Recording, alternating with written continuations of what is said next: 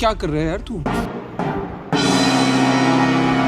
नमस्कार मित्रांनो, मी आहे तुमची श्रद्धा आणि पुन्हा मनापासून तुमचं स्वागत आहे माझ्या अड्ड्यावर। तुम्ही जर माझ्या अड्ड्यावर नवीन असणार तर नक्की या चॅनलला सबस्क्राइब करा। व्लॉग आवडेल तर शेअर, लाईक, कमेंट करायला विसरू नका।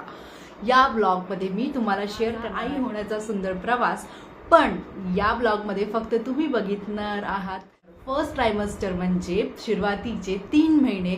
या 3 महिन्याचा प्रवास मी तुम्हाला या व्हिडिओमध्ये सांगणार आहे, तर नक्की हा व्लॉग एंड पर्यंत बघा आणि यामध्ये तुम्हाला मिळणार भरभरून इमोशन्स आणि भरभरून काय असतात एका आई होण्याच्या प्रवासामध्ये चॅलेंजेस ते तुम्हाला आज कळणार आहे।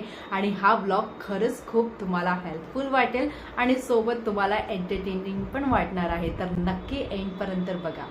क्या बात है सर, क्या बात है सर।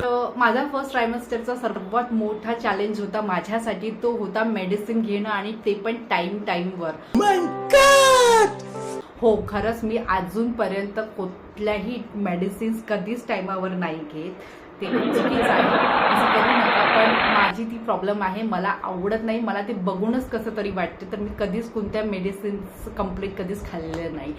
पण प्रेग्नेन्सीमध्ये मला व्हॉमिटिंगचे टॅबलेट आणि फॉलिक ॲसिड या दोनच टॅबलेट चालू होत्या। व्हॉमिटिंगचे टॅबलेट व्हॉमिटिंग तुम्हाला थांबवण्यासाठी असतात, पण खरं सांगू तर मला व्हॉमिटिंगची टॅबलेट खाऊनच व्हॉमिटिंग व्हायची।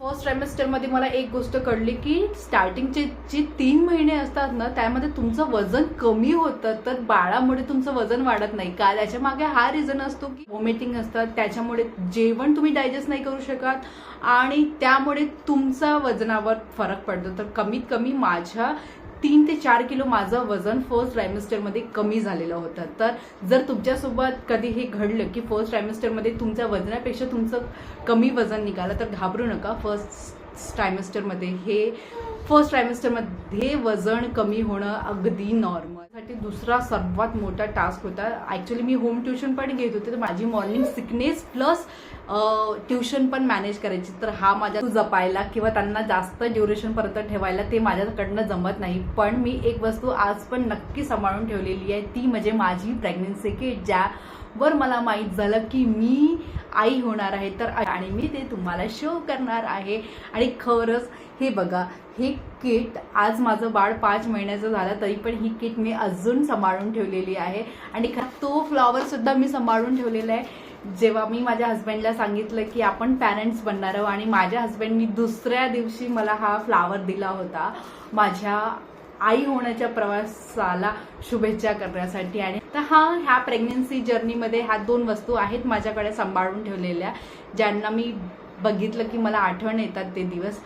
तुम्ही जर त्या प्रवासात असणार किंवा भविष्यात तुमच्याकडे तो प्रवास चालू होणारच, तर नक्की अशा काही वस्तू तुम्ही आठवणी म्हणून ठेवा, ते खरंच तुम्हाला इमोशन्सनी भरपूर असतात आणि खूप मज्जा येते ह्या वस्तू बघितल्यावर।